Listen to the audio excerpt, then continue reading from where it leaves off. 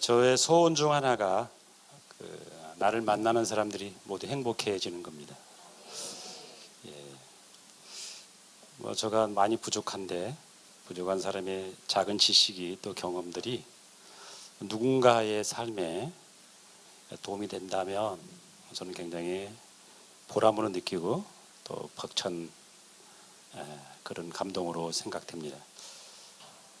제가 교수 경력은 좀 많습니다. 왜냐하면 제가 29부터 교수를 해서 30년이 좀 넘었으니까 저도 이제 아이들도 셋 키우고 우리 애도 큰애는 결혼했고 뭐 그렇습니다. 막내도 다 대학 졸업하고 그러니까 애 셋을 키웠거든요. 학교의 대학 교수는 두 종류가 있습니다. 첫째는 이상한 교수가 있고요. 또 하나의 종류는 더 이상한 교수가 있습니다. 저는 이상한 교수 정도에 속합니다. 우리 옆 사람에게 이렇게 한번 인사할까요? 내 곁에 앉아주셔서 감사합니다.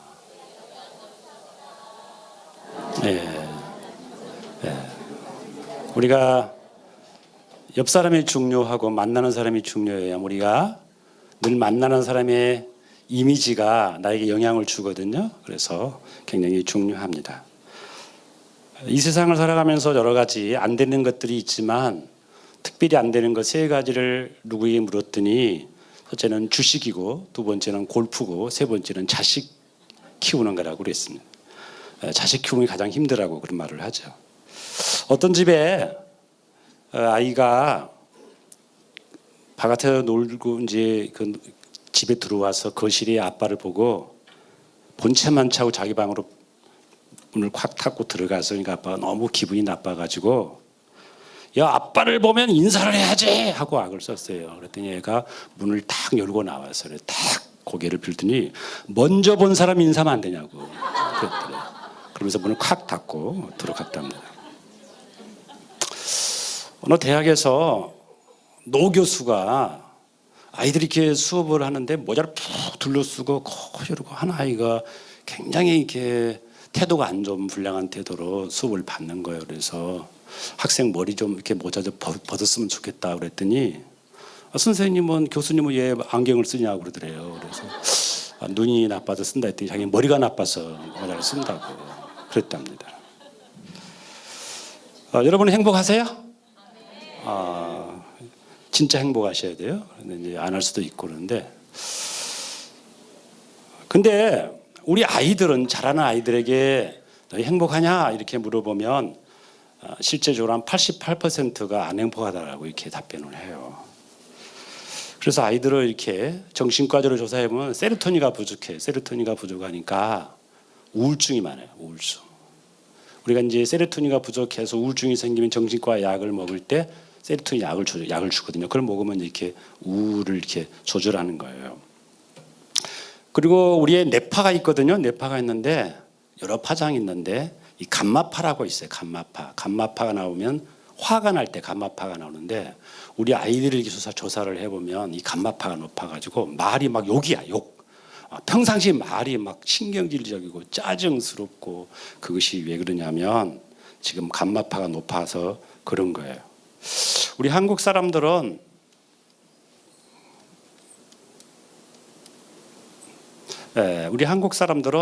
굉장히 바빠요. 그러죠? 많이 바빠요. 우리 한국 사람들이 전 세계에서 근면하고 성실하는 데 있어서는 좀 제가 이렇게 있으면 고개가 아프세요? 제가 겸손히 내려가겠습니다. 제가 목사님보다 약간 클 뿐이에요. 제가 이렇게 그렇게 많이 크진 않아요. 그래서 참 우리는 1950년대 때는 한 67달러밖에 안 됐어요. 우리나라의 GDP가. 근데 지금 3만 불 가까이 이제 이렇게 3만 넘었으니까 이런 나라가 전 세계에 존재하지 않는데 이것은 다 우리가 성실해서 그래요. 굉장히 근면하고 성실하고 전 세계를 가면 24시간 동안 일하는 나라는 우리밖에 없어요. 얼마나 일하냐면 죽도록 일해요. 그래가지고 굉장히 일을 많이 하고 그래요. 근데 우리나라 사람들의 이렇게 호르몬을 조사하면 제가 이제 의학 용어를 좀 많이 쓰게 될 텐데 호르몬을 조사를 하면 우리에게는 아난다 마인드 호르몬이라고 있어요. 우리 사람이 굉장히 기분 좋고 일 때에 기분을 좋게 한 나오는 호르몬이 아난다 마인드 호르몬인데, 이 한국 사람들은 이 호르몬 양이 다른 나라에 비해 좀 부족해요.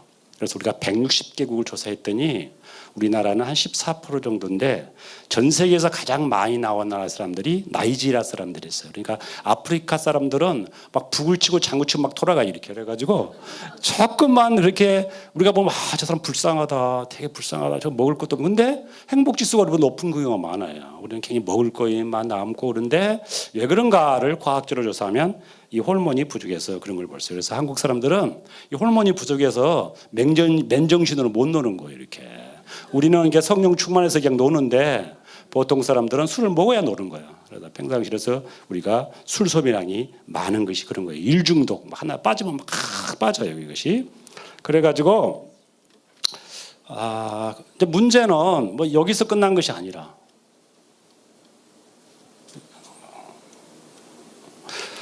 우리 이제 근면성실이 우리의 끝난 것이 아니라 아이들도 근면성실하기를 원해요. 그래서 공부를 엄청나게 시켜요. 공부를.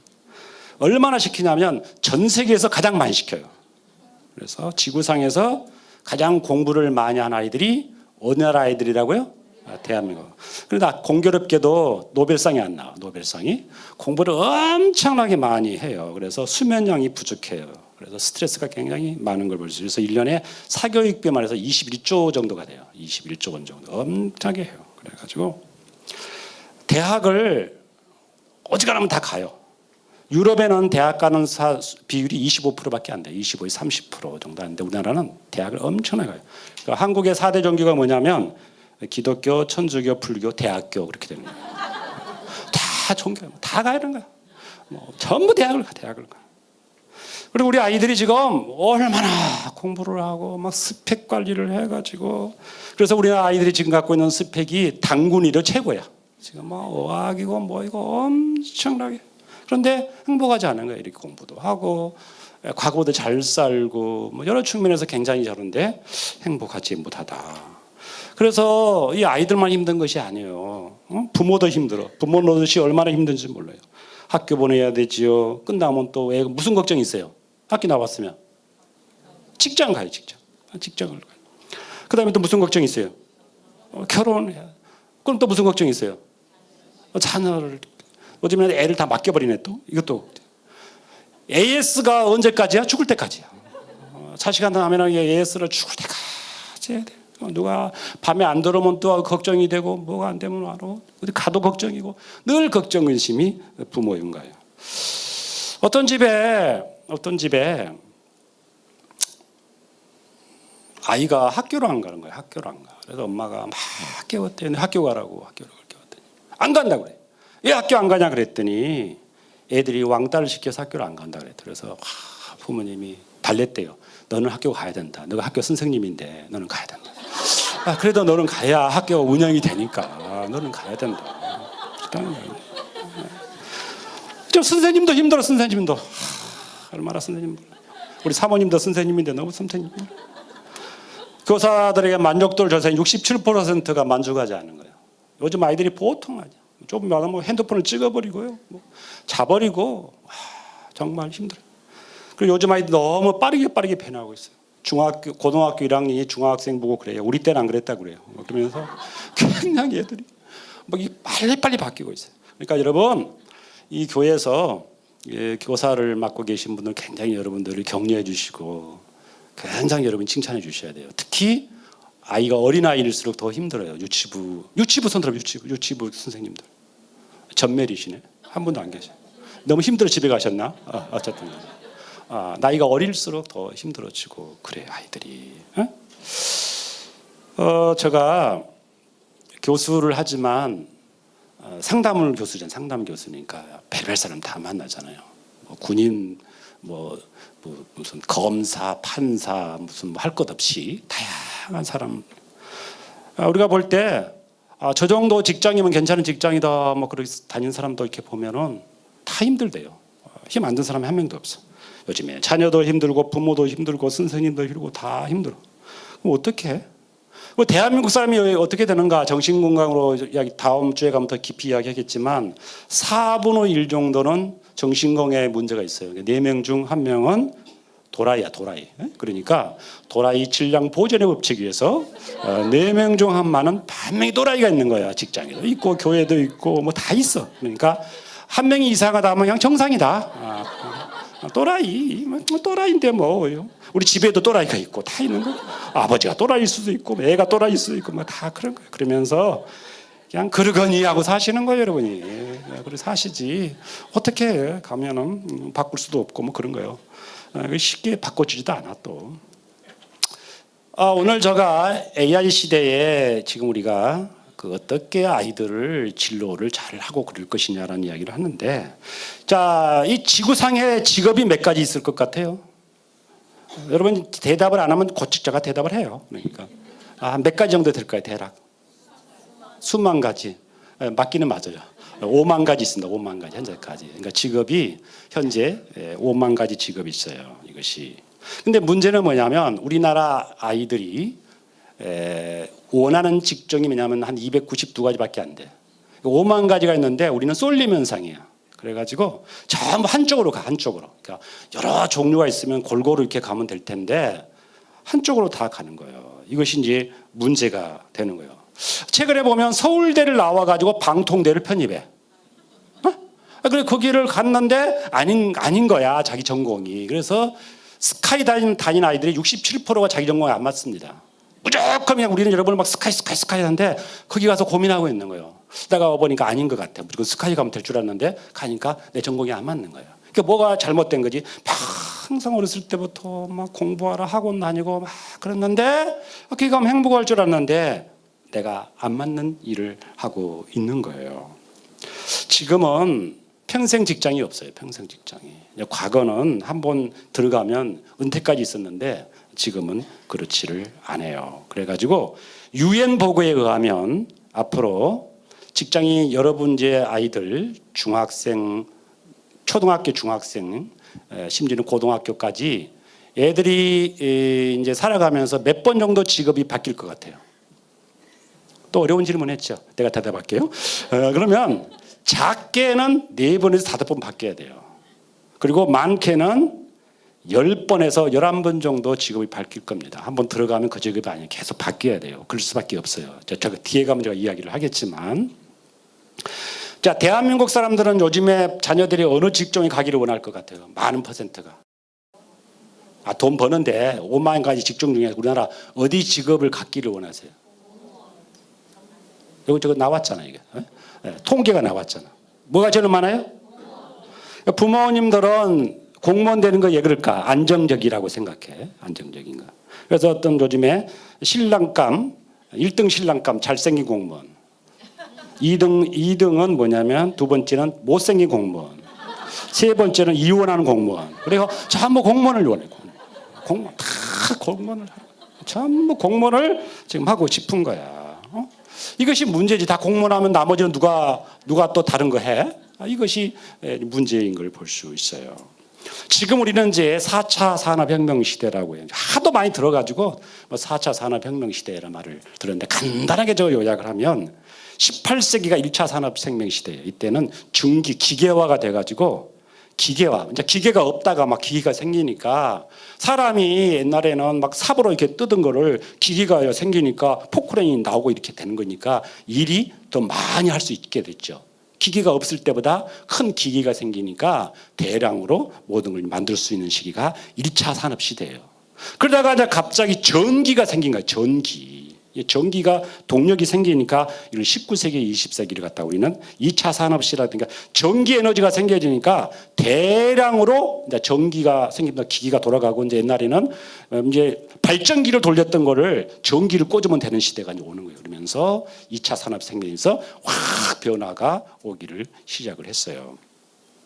그 다음에 이제 20세기 후반에 오면서 컴퓨터라고 하는 것이 생기고 인터넷이 생기면서 이제는 지식 정보가 생기면서 누구한테 물어봐요? 엄마한테 아빠한테 물어보고 누구한테 물어봐요? 네이버 형님한테 물어보는 거예요.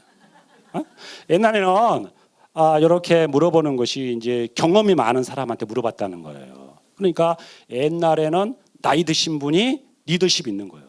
왜냐하면 뭘 모르니까 물어보면 경험을 가지고 이렇게 하는 거야. 예를 들어서 어머니 김치를 어떻게 담아요? 그러면 이렇게 해, 이렇게. 야 그것도 못하냐? 뭐 이렇게 이제 야단치는데 지금 사 먹으면 되는 거잖아, 그지? 그러니까 그걸 물어볼 필요도 없어 지금은. 그것이 중요하지 않아. 이제 지금 우리가 4차 산업 시대에 왔어요. 4차 산업. 이것은 이제 20세기 후반 지금인데 이 지능에다가 정보 기술이 이제 믹서가 되는 거예요. 지능에다가 정보 기술이 되면서 우리보다 더 똑똑한 게 생기기 시작하는 게 뭐예요? AI, 인공지능이 생기는 거예요. 인공지능에다가 이제 이 빅데이터가 데이터를 막 많이 집어치면 인공지능이 어찌 돼요? 똑똑해지기 시작한 거예요. 그죠? 계속 똑똑해져요. 자료를 계속 집으면 얘가 이제 계속 커요. 얘들은 언제 일을 얼만큼 해요? 24시간 해요. 잠도 안 자고 해. 막 계속 돌아가. 그러니까 계속 지가 크는 거예요. 그러니까 얘들은 군멍군멍 크는 거예요. 그러니까 이 빅데이터를 많이 집어열수록 인공지능은 똑똑해지기 시작하는 거예요. 사물 인터넷이 생겨요. 그래서 이제 기계와 기계끼리 지들끼리 이제 또 연결을 하는 거예요. 그러니까 사람하고 기계하고 서로 연결하는 거예요. 여러분이 저기서 뭐란 딱 이렇게 핸드폰을 갖고 누르면 좀 있으면 집에 있는 냉장고가 알아 다 돌아가는 거예요. 내가 딱 하면 그다음에 이제 앞으로 이렇게 가면 지가 알아서 내가 제시를 하면 지네끼리 얘가 밥통한테 말하면 밥통이 이쪽에 말하고 이렇게 다 하는 거야. 지네끼리 없는데 다 해나는 거야. 그러면 안녕하세요 하고 딱 기다리고 있는 거예요. 이렇게 이제 다 시스템이 사물과 사물이 연결되는 시스템이 4차 산업 시대에 되기 시작한 거예요. 로봇이 이제 생겨. 로봇이 이제 합성 생물화 되면서 로봇이 많이 커요. 그래서 앞으로는 이제 군인도 로봇이 하는 거예요. 군인도 사람이 안 가고 로봇이 위험하니까 얘들은 생명이 없잖아, 그죠? 로봇을 많이 똑똑한 로봇을 많이 만들면 얘가 다 싸워요. 드론이 가서 싸우고 막 이렇게 되는 거예요. 그래서 모든 로봇이 이제 로봇은 얼마만큼 일할 수 있어요? 24시간 중에서 24시간 일할 수 있는 거예요. 그러니까 로봇은 지치지도 않아요. 그런 보약도 안 먹어도 되는 거예요. 막 계속 돌아가기 시작하는 것이 로봇이 하는 거예요. 앞으로 그래서 사람들은 이제 어찌 되냐면 일을 안 하고 로봇이 일하면 로봇에다가 세금을 물려야 돼요. 그래가지고 로봇이 일한 거 세금 우리는 먹고 사는 거야. 이렇게 되는 거예요. 그 다음에 3D 프린트가 돼요. 3D 프린트. 이게 무슨 말이냐면은 모든 걸 이제 찍어내기 시작하는 거예요. 집도 찍어내버리는 거예요. 그러니까 목수 그런 게 다 필요 없는 거예요. 앞으로 이제 3D 프린트니까 모든 것을 하면 제가 찍어내버리기 때문에 그대로 카피를 해내버리는 3D 프린트가 지금 이제 활성화되게 될 수밖에 없어요. 그다음 가상현실 시기가 되기 때문에 여러분 앞으로 백화점 갈 필요 없어. 가서 옷을 입어볼 필요 없고 가상현실에서 보고 딱 자기가 입어보면 돼. 입어보면 백화점에 갈 필요가 없는 거야. 다 옷을 입어볼 수 있어. 가상현실에서 입어보고 오더하면 내리면 되는 거야. 그러면 지가 알아서 다 되기 때문에 갈 필요 없이 가상현실이 이제 증강현실이라는 것이 생길 수밖에 없어요. 그 다음에 SNS가 블록체인들이 되어지면서 앞으로는 모든 것이 직접 다 할 수 있어요. 직접 지금도 이제 방송도 1인 방송을 하잖아요. 그죠? 내가 유튜브로 만들어서 할 수도 있고 막 이렇게 되는 거예요 지금. 그러니까 세상이 이 4차 산업혁명 시대가 되면서 어마어마한 변화의 시대가 온 이 시점에 우리의 진로를 가야 되고 우리 자녀들은 가야 되고 여러분들 살아야 됩니다. 여러분들은 앞으로 얼마만큼 사실 것 같아요? 잘 모르시죠? 적어도 100세까지는 살아. 재수 없으면 120까지 살아. 그러니까 계속 앞으로 살고 세상은 이제 바뀌는데 이런 세상을 어떻게 갈 거냐에 대한 부분을 우리가 이제 알아야 되는 거예요. 그래서 그러면 이 4차 산업혁명에 대해서 지금 대한민국은 얼만큼 준비가 되고 있는가? 어느 정도 되고 몇 위예요 여기가? 25위 정도가 되고 있습니다. 스위스가 지금 가장 잘 되고 있고 기분 좀 나쁘게 일본이 우리보다 조금 더 잘 하고 있어요. 그래서 우리가 좀 분발해야 돼요.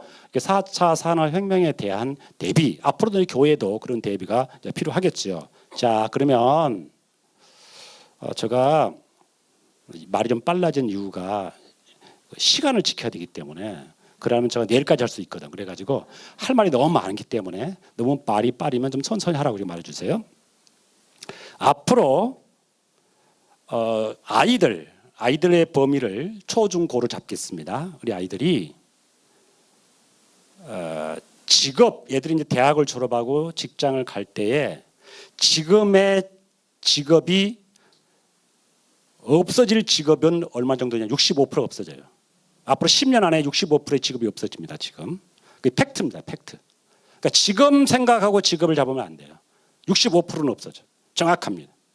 그러면 지금 직장 다닌 사람들의 만족도를 조사했어요. 저거 다 나와 있는 통계인데 대한민국 사람들은 30% 정도만 자기 직장에 만족하고 있어요. OECD 국가 중에 가장 낮은 퍼센트예요.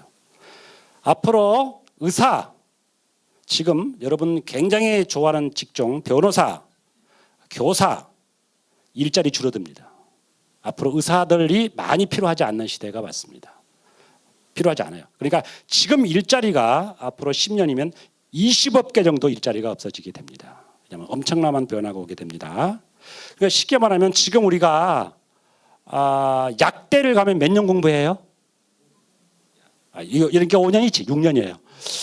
6년 공부를 해. 얘는 4년인데 또 6년 공부해. 근데 약사들이 지금 그게 할 거이 별로 없어. 왜냐하면 병원에서 오더를 준 것만이 그냥 약을 주는 거거든. 그것은 누가 할 수 있어요? 로봇이 하면 돼요. 그러니까 약사 볼 필요 없어요. 지금 공부 열심히 해서 약사를 갔는데 10년 후 약사가 필요하지 않아요. 예, 지금 로봇이 훨씬 더 사람보다 시행착오를 안 느낍니다. 정확하게 데이터에서 주는 겁니다. 사람보다 더 정확하게. 걔들은 24시간이래요. 20시간. 그러니까 의사가 오더 내려놓으면 아침에 다 약지나. 그렇기 때문에 앞으로 제가 말한 쪽이면 지금 잘 나가는 직종이 10년 후에는 없어질 직업이 어마어마하게 많다라는 것을 여러분이 먼저 드려요. 그래서 지금 신입사원 막 공부해서 스카이부터 시작해서 공부를 해서 이제 직장은 좋은 직장 갔는데 직장 간 애들의 지금 아이들 신입사원 조사해 보면 72.8%가 이직하고 싶다. 직장 지금 때려치우고 싶다. 이 정도로 가고 있습니다. 앞으로 세무사 필요 없습니다. 지금 세무사 잘 나가고 있지만 지금 계신 분들 빨리 직종 바꾸셔야 돼요. 세무사도 빅데이터 인공지능이 다 해낼 수 있습니다. 그러니까 지금 굉장히 잘 나간 직업이 앞으로는 희망이 없는 직업이 될 수 있다. 여러분이 지금 제가 그런 말을 좀 절망적인 이야기했는데 절망할 필요는 없어요. 그러니까 앞으로 단순 반복적인 직업은 로봇이 한다. 단순 반복 직업은 그 로봇이 한다. 그러면 지금의 이제 뭐가 문제가 되느냐를 말씀을 드리면 굉장히 우리는 빠른 속도 시대에 살고 있다. 과거에 가보지 않는 길을 간다. 이렇게 이야기하면 되겠습니다. 과거에 가보지 않는 일을 간다. 그 문제가 뭐냐? 빠르면 빠를수록 좋은데 방향이 잘못되면 굉장히 위험해질 수 있습니다. 느리게 가는 기계보다 빨리 가는 것이 좋긴 한데 빨리 간 것이 방향을 잘못 잡으면 더 추락할 수 있는 확률이 높다. 그 이야기를 제가 하고 있는 거예요. 자, 그러면 한번 예상해 볼까요? 지금 우리의 중학생, 고등학생의 조사를 최근 했어요. 너희들 꿈이 뭐냐? 그럴 때 애들이 가장 뭘 하고 싶을 것 같아요, 우리? 뭘 하고 싶어요? 말 좀 해보세요. 우리 교수님, 우리 목사님이 오윤성 교수 묻고 들어가는 침묵이라고 했어요? 그렇지 않죠. 예. 연예인, 유튜버도 있고 가장 퍼센트로 많이 하면 연예인 되고 싶은 아이들이 30% 돼요. 30%가 연예인이 되고 싶어요. 30%는 꿈이 없어요. 내가 뭐가 될지 모르겠다. 뭐 되겠지. 라는 꿈이 없어요. 그 다음에 30%는 아까 말한 한 292가지에 속해 있어요. 아까 5만 가지인데 이만큼 우리는 터널 시야에 갇혀 있다. 너무나 좁은 시야에 갇히고 있다. 세상은 엄청나게 크게 판이 벌려져 있는데 너무 스코프를 좁혀가고 있다. 이것이 우리들의 문제라고 말할 수 있어요. 제가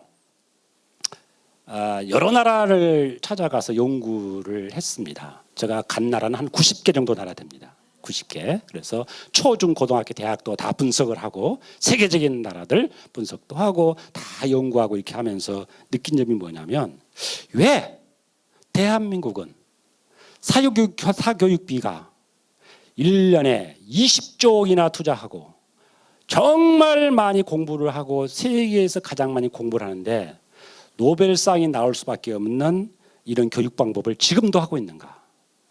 라고 하는 데에서 굉장히 마음이 아프고 그런 생각을 가지고 있습니다. 그러면 앞으로 어떻게 할 것이냐? 앞으로 어떻게 할 것이냐? 앞으로의 이 4차 산업혁명 시대에는 가장 필요한 것이 뭘 것 같아요? 창의력입니다. 창의력. 자, 우리나라 대학하고 미국 대학을 제가 한번 비교를 해드릴게요. 우리나라 아이들이 스카이를 간다. 그러면 가장 뭘 원하냐면 안정된 직장 쪽으로 가기 원해요. 그렇죠? 돈 많이 주는 쪽.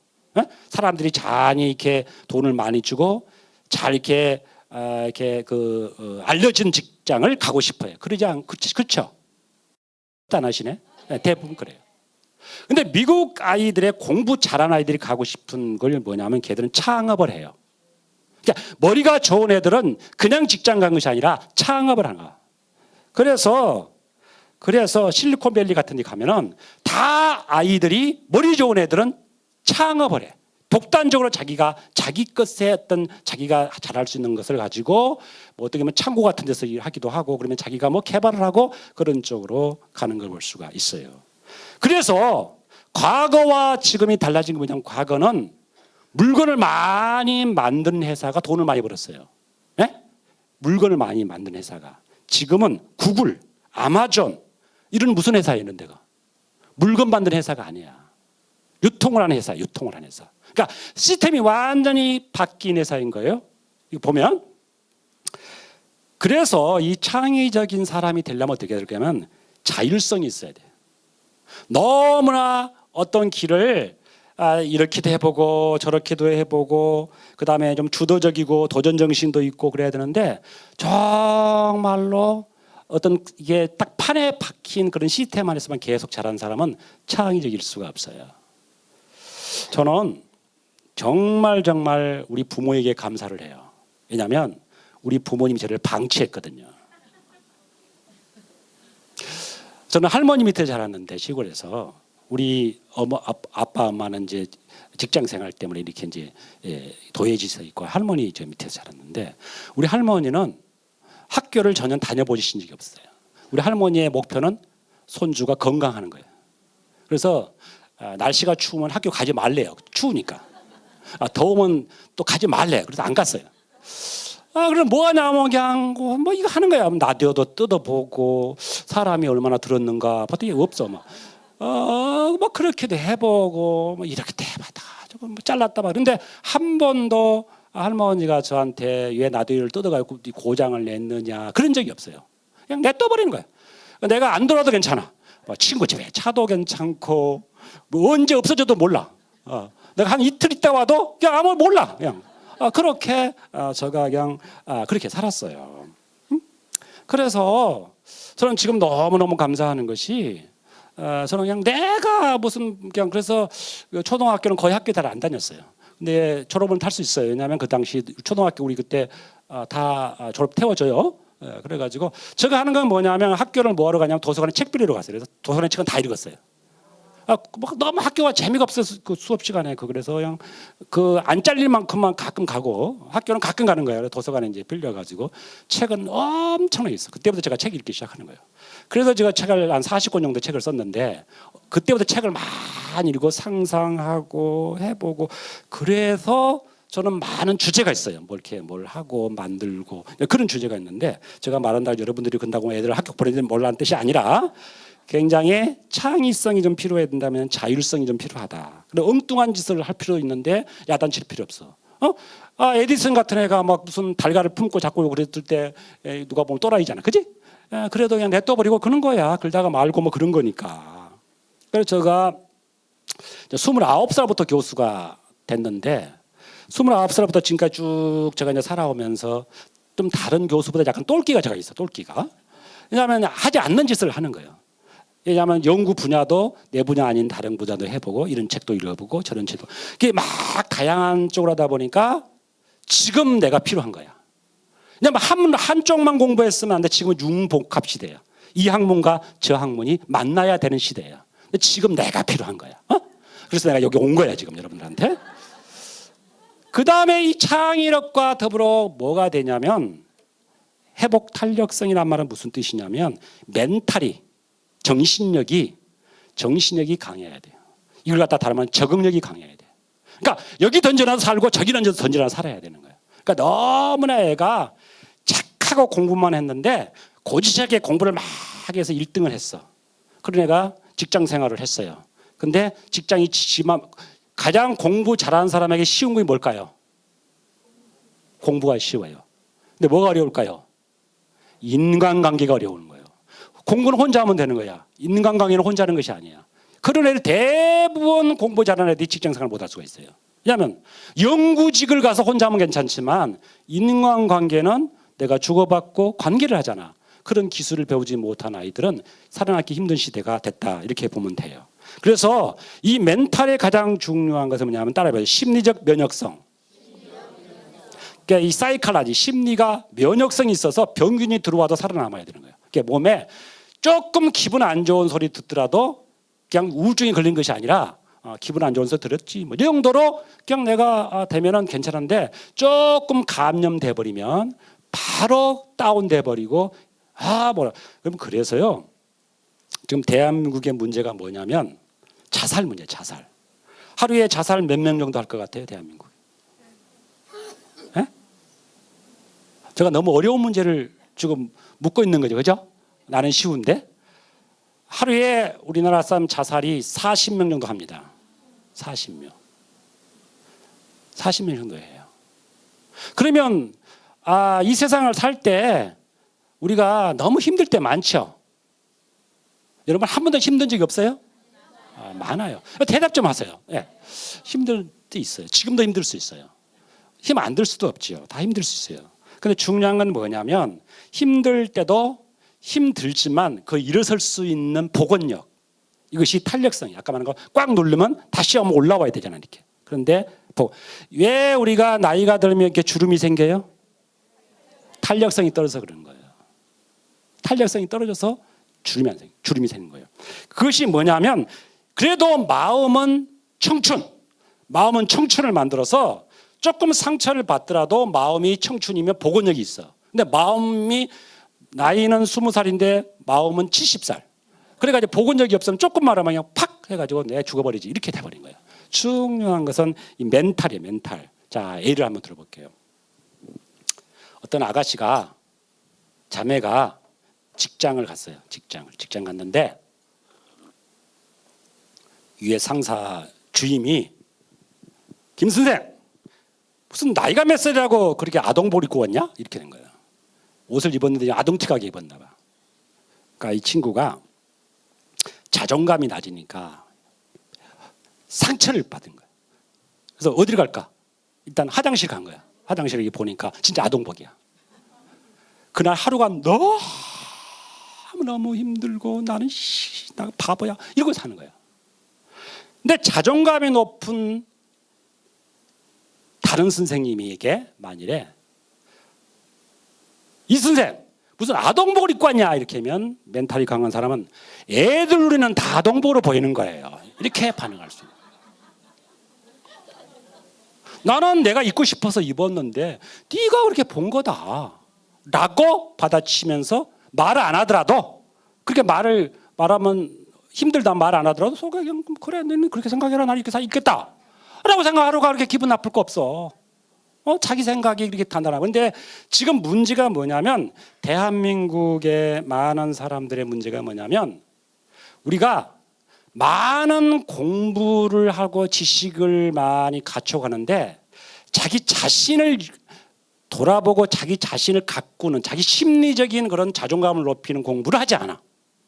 그래서 남의 보여지는 자기에 대해 관심 많지만 진짜 자기를 관리하지 못하다 보니까 남의 말에 따라서 오늘 기분이 확 나빠졌다가 기분이 확 좋아졌다가 그냥 누가 오늘 뭐 어떻게 평가하면 그것이 그냥 업됐다가 아니면 확 떨어졌다가 그렇게 하다 보니까 행복 지수가 낮을 수밖에 없다, 이렇게 볼 수가 있어요. 그 다음에 우리가 어떻게 될까요? 그러면 어떻게 세상 살아야 될까요? 이 세상에 장점이 있어요, 없어요? 다. 우리 친구 장점이 뭐예요? 나와봐. 여기 나. 너 소개하고 너 장점 좀 이야기해봐. 저는 누원초등학교에 다니는 이성현이고요.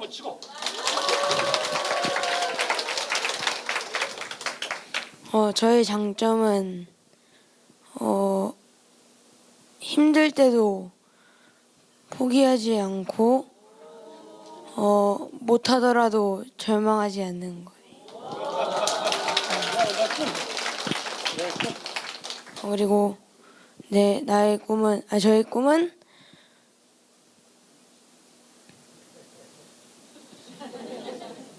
아직 못 정했어요. 아까 아직 못 구한 30% 속하는 친구가 될 수 있어요. 계속 바뀔 수도 있겠고요. 근데 여러분이 이걸 아셔야 돼요. 교육을 할 때 사람은 장점도 있고 단점도 있어요. 근데 사람들이 대부분 단점 때문에 힘들어해요. 단점을 보완하려고. 그러나 그 좋은 건 아니에요. 단점보다는 장점을 키우는데 시간을 투자하셔야 돼요. 그러니까 단점만 계속 보완을 하다 보면은 우울해져요. 그냥 장점 다 있어요. 여러분 다 장점 있어요. 장점이 없는 게 아니고 못 발견한 거예요. 다 있는데 그러면 어른들이 해줄 것이 뭐냐면 장점을 발견해 주는 거예요. 장점을 발견해. 그래서 장점을 극대화시켜 주면 사람은 긍정 감정을 많이 가지면 부정 감정이 줄어들기 시작해요. 그러니까 여러분 중요한 건 뭐냐면 오늘이라는 시간이 굉장히 중요한 거예요. 오늘 여러분 오늘 행복하셔야 돼요. 아멘. 오늘 행복하면 내일 오늘의 과거를 다시 되살리면서 우리 행복해지는 거예요. 오늘이 굉장히 중요해요. 오늘은 정말 중요한 거예요. 여러분이 오늘 집에서 갈 때 가장 맛있는 거 있으면 다 먹으세요. 그리고 오늘 가장 집에 좋은 옷을 다 입으셔야 되는 거예요. 아낄 필요가 없어요. 오늘 가장 베스트로 사셔야 돼요. 그러셔야 돼요. 그러면 다 옷 다음에 버리셔야 돼요. 그러니까 다 가셔야 돼요.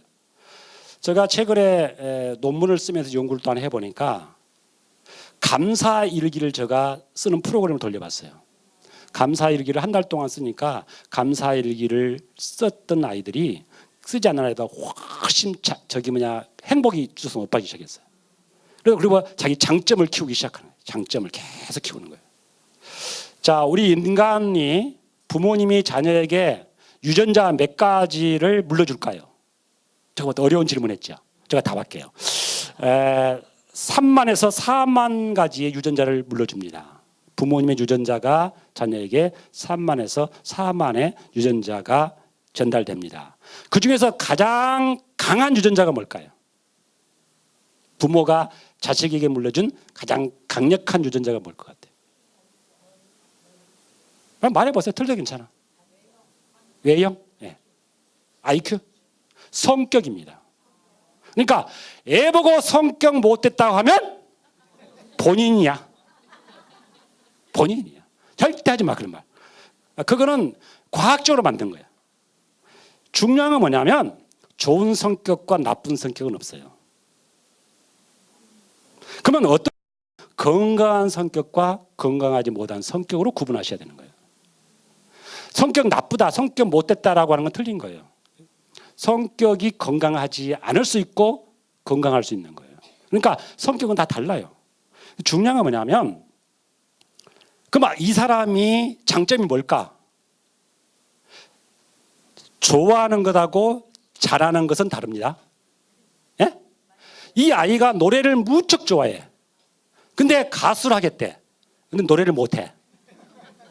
그거는 취미로 해야 돼요. 좋아도 하고 잘하면 그건 장점이고 커야 되는 거예요. 그러니까 아까 말한 거 내가 노래를 못하는데 노래를 좋아할 수 있잖아요. 그러면 취미로 하면 되는 거예요. 그러면 나는 뭘 해야 되는지 모르겠다. 이것은 진단을 받아야겠지. 이 전문가의 진단, 컨설팅을 받아야 되는 거예요. 그래서 이것이 이제 우리가 과학적 진단을 받을 필요가 있어요. 자, 하나만 볼게요. 이 개가 무슨 개게요? 세상에서 가장 못생긴 개에서 1등한 개입니다. 바로 이 못생긴 개성을 살려서 1등 했습니다. 한번 따라해보게요. 따라하는 사람들은 최고가 될 수 없다. 누구를 따라하면은 그것을 따라할 수 있지만 최고가 될 수 없어요. 따라할 수 없는 것을 하셔야 되는 거예요. 근데 따라할 수 없는 걸 하는 것은 처음에 가는 그 길은 쉽지 않는 길이에요. 그것은 개척해야 되니까. 근데 그 길을 우리는 못 도와주고 못 기다려주는 거예요. 그것이 문제인 걸 볼 수가 있어요. 세계에서 가장 눈이 작은 민족이 어느 민족일 것 같아요? 제가 이 묻는 질문을 대충 잡으면 알 것 같은데, 대한민국 사람들이 통계적으로 눈이 가장 작습니다. 대한민국 사람들의 유전학적으로 보면 대한민국 사람들은 앞니빨 큰 힘입니다. 이렇게 나와 있어요. 약간 돌출된 거예요, 우리가. 그래서 그 다음에 우리가 노래를 잘할 수 있는 구조로 되어 있습니다. 우리나라 사람들이. 그래서 우리가 노래를 못할 수가 없어요. 노래를 다 잘하게 돼 있어요. 좋아하게 돼 있어요.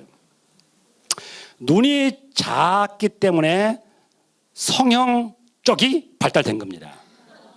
코가 너무 낮아서 세운 겁니다. 눈이 작기 때문에 집중력이 있습니다. 그래서 우리는 양궁과 골프를 잘하게 돼 있습니다. 양궁은 우리가 만든 것이 아닙니다. 우리 따라 잡을 수가 없어요. 그러니까 똑같은 시간을 투자해서 연습을 해도 시간을 똑같이 하면 한국 사람이 잘하게 돼 있습니다. 우리의 근육은 잡아당기는 근육이 강합니다. 그래서 씨름을 해야 됩니다. 일본 사람들은 미는 힘이 강하기 때문에 스모를 해야 되는 겁니다. 그리고 단거리 선수는 근육이 굵고 파워풀해야 돼요. 그래서 보면 100m 달리는 친구들은 몸이 근육이 아주 좋아요. 근데 마라톤 선수는 반대예요. 말라 빠져야 돼요. 그래가지고 몸에 힘이, 지 몸의 에너지가 많이 빨리 태우면 안 되게 돼 있어요. 그것은 뭐냐면 다 사람의 생리학적으로 다르게 되는 거예요. 그래서 장점이 달라. 각 개인마다 장점이 다르고 특색이 다르기 때문에 그걸 잘 캐치하는 것이 굉장히 중요하다, 이렇게 볼 수 있어요. 그래서 모든 사람은 다 특별한 DNA가 있다. 뭐라고요? 이대하지 못한 것은 발견하지 못한 것이다. 예?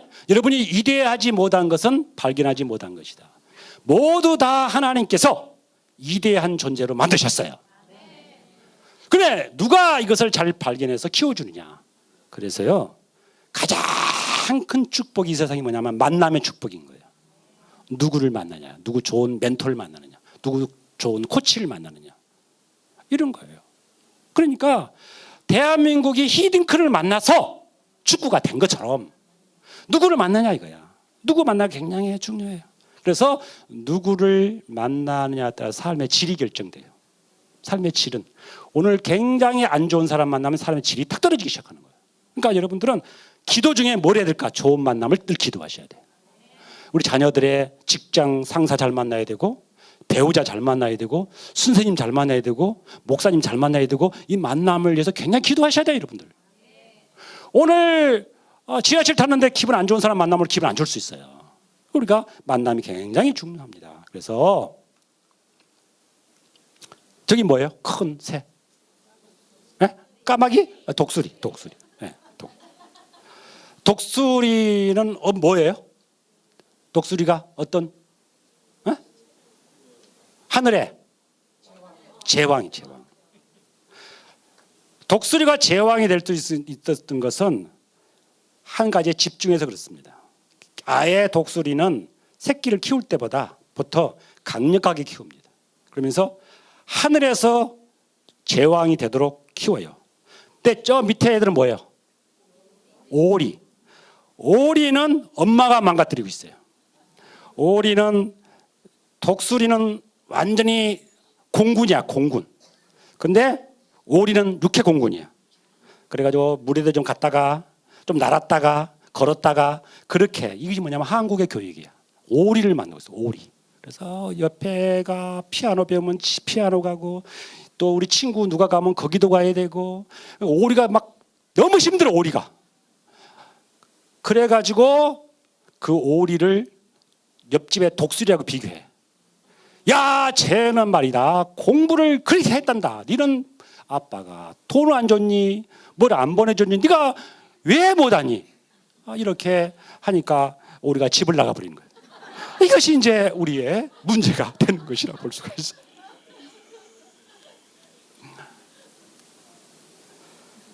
그래서 앞으로 우리 아이들을 어떻게 키워야 될 것이냐. 지금 세상 4차 산업 시대에는 커뮤니케이션 기술, 소통의 기술을 키우셔야 돼요.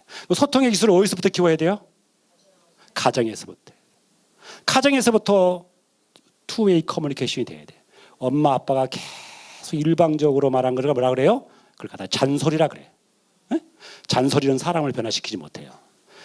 소통이라고 하는 것은 투웨이, 말하고 듣고 말하고 듣고. 그래서 여러분들은 자녀들의 말을 많이 들으셔야 돼요. 그리고 왜 그러냐는 말에 대해서 너는 몰라도 돼 그렇게 하면 안 돼요.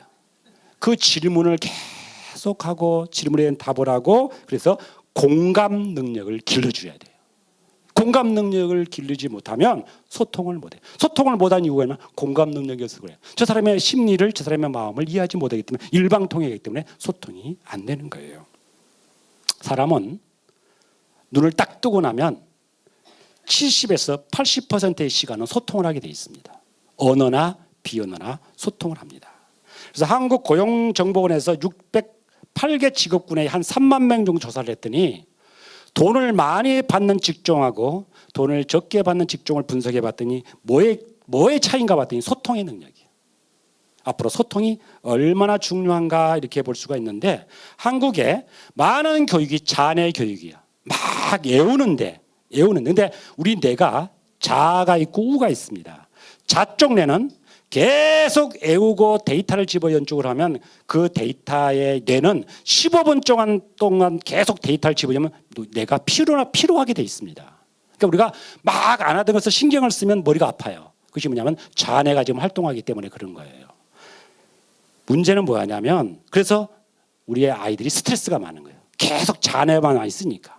그래서 우리가 앞으로 우뇌를 키워서 상상력과 창의력과 아까 말하면 총체적 동시성을 우리가 가질 수 있도록 돼야 되는데, 그래야 우리가 아까 말한 것처럼 공감 능력이 길러질 수 있다 이렇게 볼 수가 있습니다. 그래서 이 경청 능력이 굉장히 중요하다 이렇게 볼 수 있습니다. 여러분, 사람은 뭘 먹고 살 것 같아요? 정신적으로 사람이 정신적으로 뭘 먹어야 살 것 같아요? 칭찬? 사랑? 이것을 심리학용어로 말하면 공감을 먹고 산다래요. 공감. 저 사람이 나를 공감해 준 걸로 인해서 심리적으로 내가 뭘 먹고 사는 거야. 그러니까 뭘 했을 때 반응을 보는 거야. 누가 반응해 줬을 때 기분이 좋아지고 한 보람을 느끼는 거야. 근데 내가 뭐 반응을 못 받으면, 공감을 못 받으면 보람을 안 느껴. 근데 계속 반응을 해줘야 돼. 그러니까 쉽게 말하면 여러분들은 다른 이웃을 내 몸처럼 사랑하는 것 중 가장 중요한 게 뭐냐면, 따라해보세요. 감탄하자. 저 사람이 뭐라면 감탄해 주셔야 돼. 누굴 주면 감사합니다. 고맙습니다. 밥을 해줘서 고맙습니다. 와이프요. 이렇게 하셔야 되는 거예요. 그래서 여러분들이 감탄을 하셔야 돼. 감탄을. 이게 계속 감탄을 해야 되는데 한탄 만에 야 이걸 밥이라고 했냐.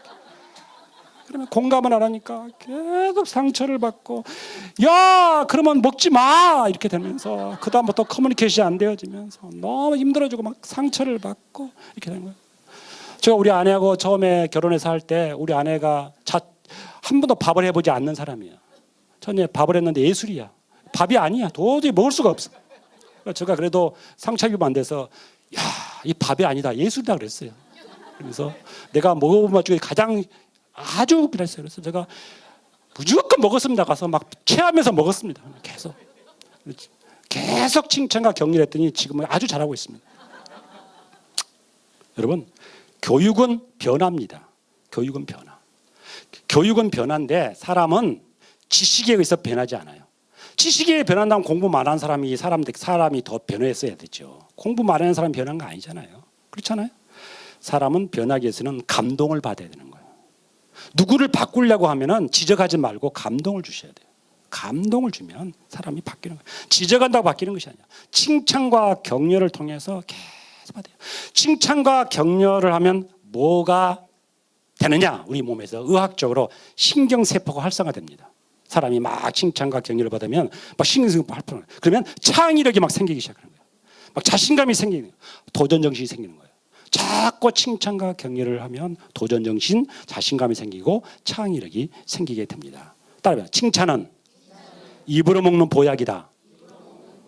사람이 밥만 먹고 사는 것이 아니에요. 칭찬과 격려를 해야죠. 특히 여자분들 나이 드시면 다 에너지가 입으로 오십니다. 입으로. 그래서 막 남자들 막 지적을 계속 하십니다. 남자도 지적하십니다. 그러면 싸우셔요. 그러니까 여러분 계속 칭찬과 격려를 하셔야 돼요. 누가 이렇게 못을 박았는데 팅 하고 나가서 그것도 못해. 네가 할 줄 아는 거 뭐냐 그러면은 절대 안 합니다. 다치지 않았냐 그러면서 또 해보라 그러고 또 해서 당 집도 짓겠다 막 그렇게 하면서 계속 칭찬과 격려를 하셔야 다음에 뭘 또 할 수가 있는 것입니다. 여러분. 그런 것이에요. 근데 와이프 말이 틀린 말이 하나도 없어요. 다 옳으셔요. 근데 말이 차가워. 그러면 사람은 차가운 말은 사람을 변화시키지 못합니다. 따뜻해야 돼 말이. 똑같은 말도 막 차가운 말, 막 추워. 다 그 말이 다 오르셔. 근데 막 추워. 그러면 사람 변하잖아. 따뜻한 말에다 당신 잘했다. 근데 이거 하나만 조금 잘하면 더 잘하겠다. 막 그러면 뭐 기가 살아갖고 또 해야 되는데 너무 이렇게 막 이성적인 말을 하기 시작하면 사람은 바뀌지 않는다. 이렇게 볼 수가 있습니다. 자, 제가 시간을 정확하게 지킬 테니까 걱정하지 마세요, 여러분들. 여러분들이 제가 시간 안 지키면 여러분 분노할 줄 알고 있기 때문에 시간을 지킬 거예요. 자, 이 그릇이 뭐냐면요. 2008년에 미국에서 어떤 길거리에서 어떤 분이 구입한 그릇이에요. 어떤 사람이 그릇이 괜찮아서 그래서 개밥 그릇 하려고 샀어요. 3달러 주고 3달러 한 3천 얼마 주고 샀어요. 가만 두고 가만 보니까 개밥 그릇 하기는 좀 그릇 특이한 것 같고 그래서 감정 한번 받아보자고 감정을 받아봤어요. 그랬더니 1000년 된 송나라 도자기야. 그래서 얼마에 팔릴게요? 3달러인데 3달러. 응? 맞춰봐. 25개 팔렸습니다. 여러분 내일부터 직장 가지 마시고 그릇을 찾아야 돼. 그릇을.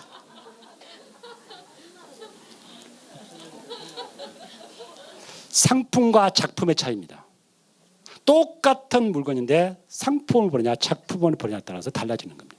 여러분의 자녀도 마찬가지고 사람도 마찬가지예요. 저 사람이 하나님이 창조한 걸작이다라고 생각한 거하고 그냥 상품으로 생각하면 사람이 다른 거예요. 한번 옆 사람 보세요. 당신은 옆 사람 보세요. 당신은 하나님의 걸작입니다. 굉장히 조심스럽게 다뤄야 할 존재예요, 여러분들. 25억이 아니야. 이 세상을 대조할 수 없는 그릇이야. 그렇게 하셔요. 자녀도 마찬가지.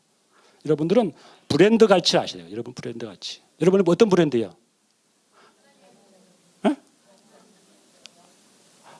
여러분의 어떤 브랜드냐고. 메이드 인 가지야.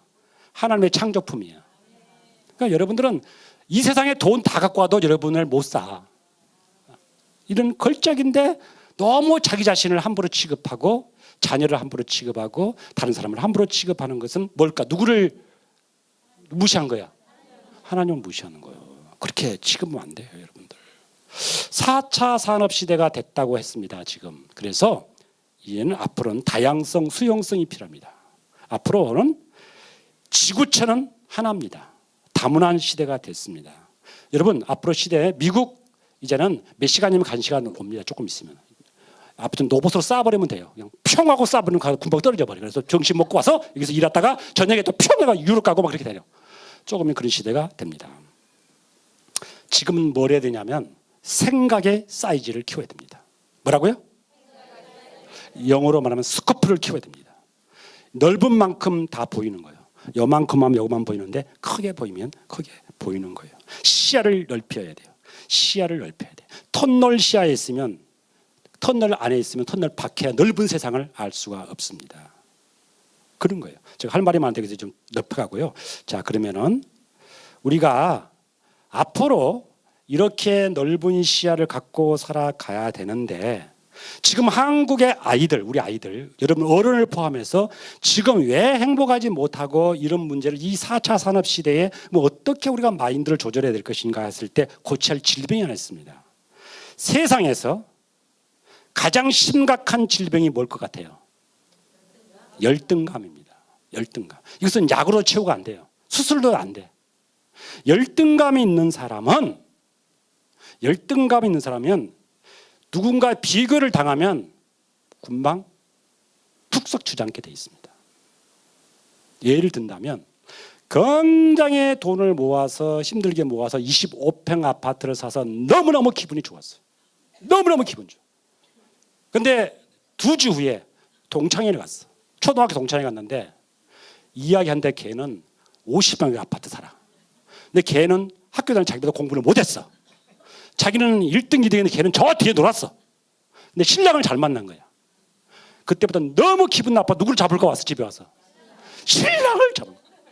나보다 공부도 못한 애가 걔는 50평 살고 옷도 막 뭐 이렇게 갖고 다니고 이는 뭐냐 이렇게 되는 거예요. 그러면 이제 불행하기 시작하는 거예요. 이제 비교하고 열등감 이거 되는 거예요. 그래서 한국의 문화가 문제가 뭐냐면 거짓자 체면 문화입니다. 속은 어떻게 되든 겉이 있어야 돼요. 겉. 그래서 체면 문화 거짓자를 키우다 보니까 누가 행복하냐고 대한민국 사람이 물었더니 1위가 누굴 것 같아요? 누가 이 세상에 가장 행복할 것 같습니까? 라고 물었더니 대한민국 사람의 가장 많은 퍼센트가 빌 게이츠였습니다. 47.3%가 빌 게이츠가 행복할 것 같대요. 왜 그러냐 그러니까 빌 게이츠가 돈이 많아서. 대한민국 사람들은 세계에서 돈을 가장 좋아합니다. 근데 다른 선진국 OECD 국가 사람들에게 물었어요. 누가 행복하냐 했더니 40%가 자신이 행복하대요. 이것이 바로 행복의 비결인 거예요. 너는 너고 나는 나인 거야. 왜 저 죄 때문에 내가 불행해야 되는 거예요? 나는 난데. 왜? 하나님께서 나를 독창적인 존재로 만들었는데 왜 저 사람하고 똑같은 비교를 해? 비교가 안 되는 거예요. 어느 누구도 비교 대상은 아닙니다. 왜? 다 각자 다른 코드로 만들었기 때문에 그러는데 저쪽 코드로 보면 저 사람이 우수할 수가 있지요. 근데 내 코드로 보면 내가 우수한 거예요. 그것이 바로 열등감의 문제다. 그래서 우리가 앞으로 열등감이 많은 사람들하고 대할 때 어떻게 될 것이냐라고 하는데 문제는 뭐냐면 마음의 마사지가 필요해요. 얼굴만 마사지 하지 마시고. 대한민국 사람들 너무너무 얼굴에만 마사지를 많이 해요. 마음의 마사지를 잘 안 해요. 그래서 여러분 외모 지상주의가 된 이유가 우리 외모의 열등감 때문에 그래요. 외모의 열등감. 그래서 우리는 성형공화국에 살고 있는 거예요. 그래서 물어봤더니 77%의 사람들이 외모의 열등감을 갖고 있어요. 그래서 요즘에 다 성형을 많이 해가지고요. 앞으로 선 보러 가려면 돌사진 지참 이렇게 되는 거예요. 다 고쳐가지고 다 고쳤어요. 왜 그런가? 외모에 대한 열등감인 거예요. 내면이 안 차니까 바깥으로만 표현하니까 내면이 아니라 외모로 다 평가를 하니까 모든 남성에 물어보면 어떤 여자를 원하냐면 예쁜 여자를 원하는 거예요. 그 나이 든 사람한테 또 물어봤더니 고운 여자를 원한대. 그러니까 다 이렇게 외모를 가지고 승무원도 다 외모로 뽑아. 여러분 비행기 타보세요. 외국 사람들은 다 여자들이 팔뚝 이렇게 굵어 막 이렇게 해가지고 막 아줌마도 있고 그런데 우리는 다 하게 말라야 되고 옷도 막 불편해가지고 머리도 이렇게 붙여가지고 깻잎 해가지고 야 아주 고통스럽게 좀 편하게 이거 얼마 노동인데 이게 짧은 데다가 그렇게 해야 될까? 그냐면 외모에 우리는 중요하니까. 그거는 힘든 일을 해야 되는데 외모가 중요하니까 그래야 또 뽑히고 되는 거거든. 이것이 앞으로 4차 산업 사는 시대에서 우리가 열등감이 내면이 안 차니까 다 바깥으로만 표현하고 보여주기식. 정말 그래서 여러분이 하우스보다 홈이 중요한데 우리는 하우스가 중요한 거예요. 그래서 하우스, 홈, 집에 그 행복을 만들어야 되는데 우리는 뭐 중요하지 않아. 지금 무엇보다 지금 아파트를 빨리 평수를 넓혀야 되고 뭘 사야 되니까 그래가지고 막 거기에서 뭐 싸우고 그래가 어떻게든지 지금 참고 이가지고 아파트를 늘려가야 돼. 그래가지고 이혼해. 누가 이혼을 많이 하냐면 황혼 이혼이 많아지고 있는 거예요. 그래서 이제 우리 할머니들이 남편한테 이혼하자고 왜? 언제? 나 원래 이혼하려고 했다. 네, 결혼 다 했으니까 지금 하자. 그러면 당황해야 그때부터 이제 어떻게 할 수가 없어. 지금 뭐 일본은 그래서 이혼하지 않는 방법 뭐 10개면 그렇게 나와가지고 그런 것도 나왔어요. 그건 얼마나 하우스 보여지는 것에 우리는 홈을 너무나 등한시하고 하우스 때문에 그렇게 됐다 이렇게 볼 수가 있습니다. 그래서 제가 시간이 없으니까 5분 남았기 때문에 처리를 해야 돼요. 그래서 사람에게는 모든 뇌가 어떻게 구조가 되어 있느냐면 자기의 1호 기능과 비난 기능이 있습니다. 뭐라고요? 딱 누가 안 좋은 정보가 오면 그러면서 뭐 잘 참으면 되겠지 하면서 자기를 그냥 이 정도면 됐자고 자기를 위로하는 기능이 있고 내가 이 바보야 하면서 비난 기능이 있는데 자존감이 낮고 건강하지 않은 심리를 가진 사람은 문제가 생기면 자기 비난 기능이 또 커 나가 버려요. 확 해. 그래서 그냥 주저앉게 돼버리는 거예요. 근데 건강한 사람은 위로 기능이 있어서 어지간한 말을 들어도 이겨낼 수 있는 아까 탄력성이 있어서 그걸 감당해 나갈 수 있다. 이것이 바로 신앙의 힘인 것입니다. 신앙의 힘인 거예요. 그래서 여러분들이 그러면 앞으로 이제 결론적으로 우리의 직업과 바뀌는 직업에서 그럼 어떻게 살 것이냐. 첫째, 우리는 1차적인 소명은 하나님의 뜻을 구하는 겁니다. 우리가 하나님의 뜻을, 하나님의 부름을 받아서 우리가 사는 거예요. 그죠? 그러면 2차적인 소명은 직업이야. 그 직업은 하나님의 뜻을 이루는 장소야. 그 장소는 계속 바뀔 수가 있어요. 그리고 이 직업은 바뀔 뿐만 아니라 은퇴가 있어. 근데 1차적인 소명, 하나님의 부름은 은퇴가 없습니다. 그런 거예요? 그래서 여러분이 중요한 건 뭐냐? 그러면은 어떻게 이 복잡한 세상을 살거 나갈 것이냐? 우리의 가장 1차적으로 중요한 것은 하나님을 모든 매사에 더해야 되는 거예요. 무슨 말인가? 모든 삶의 계획 플랜 속에 하나님을 더해야 되는 거예요. 그러면 자녀들에게 어떻게 교육을 시킬 것이냐? 아까 말한 것처럼 하나님을 플러스하는 삶을 시켜야 되는데 하나님을 어떻게 플러스시킬 것이냐? 말씀과 가까이 해야 되는 거예요. 뭐라고요? 그러면 기도해야 되는 거예요. 그 제가 어떻게 했느냐? 우리 아이들을 저는 거의 우리 아이들에게 공부하란 말을 해본 적이 없습니다. 우리 아이들에게 공부를 해보라는 적은 한 번도 없고 성적표에 대해 관심도 없습니다. 큰애가 대학을 안 간다 해서 가지 말라 했습니다. 안 간다는데 좀 있으니 또 간다 해서 가라 했습니다. 뭐 그런 정도예요. 제가 시킨 거 하나 있습니다. 하루에 한 장씩 잠언을 읽는 겁니다. 일요일 날은 1장, 2일 날은 2장. 내가 걔들을 다 컨트롤할 수 없어요. 말씀이 그 삶을 운영해 나가는 거예요. 지혜를 갖게 하는 거예요. 그리고 기도하는 거룩한 습관을 갖게 하는 거예요. 그래서 하나님에게 늘 물어보는 거예요. 자기 미래를 하나님께 늘 물어보는 삶을 태도를 갖게 하는 거예요. 그리고 중요한 것은 부모가 해야 될 것이 뭐냐면은 아까 말한 것처럼 격려와 칭찬을 통해서 하나님이 주시는 그의 재능을 계속 장점 자원을 키워줘야 되는 거예요. 그리고 아까 말한 것처럼 더 전문적으로 그가 계속 준비하도록 또 다른 전문가의 도움을 통해서 그를 도와줄 수 있으면 되는 거예요. 그래서 행복한 자녀, 행복한 부모, 행복한 가정이 되기 위해서 늘 그러면 이 아이가 아니 여러분이 궁극적 삶의 목표는 무엇이냐? 더불어 사는 삶입니다. 뭐라고요? 에너지가 원심 에너지와 구심 에너지 중에서 아까 자기를 당기는 에너지에서 이제는 주는 에너지로 가야 되는 거예요. 여러분들이 오늘 주일날 와서 말씀을 듣고 힘을 얻고 회복했으면 내일부터 직장 가서 그 에너지를 써야 되는 겁니다. 복음의 삶으로 삶의 터전에 가서 복음의 삶을 살아야 되는 거예요. 이 삶을 사는 것이 중요해요. 결국은 뭐냐면 아이들이 직장 생활해야 할 것은 뭐냐면 잘 돼서 남주기 한 것이에요. 잘 돼서 하나님 영광을 돌리게 하는 거예요. 그 가운데 하나님은 축복하시는 거예요. 길을 열어주시는 거예요. 그래서 여러분들이 인간적으로 우리가 삶을 살 때 영적인 존재이기 때문에 하나님과 깊은 교제를 하지 않으면 우리는 아무리 인간의 이성을 키운다 해서 이 세상을 살 수가 없다. 이 말씀을 드립니다. 결론적인 말씀을 한번 여러분이 한번 읽어보도록 하겠습니다.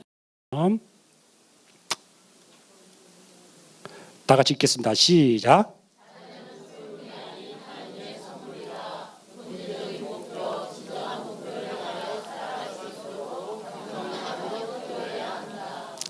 하나님의 선물인 자녀들을 또 선물인 우리 가족들을 진정으로 여러분이 그렇게 이해하면서 우리 모두가 행복한 가정을 만들어갈 수 있기 바라고 다음 주는 그럼 어떻게 우리가 기독교인 정신건강을 가지고 건강한 삶을 살 것인가를 가겠습니다. 정확하게 4시에 마쳤습니다. 감사합니다.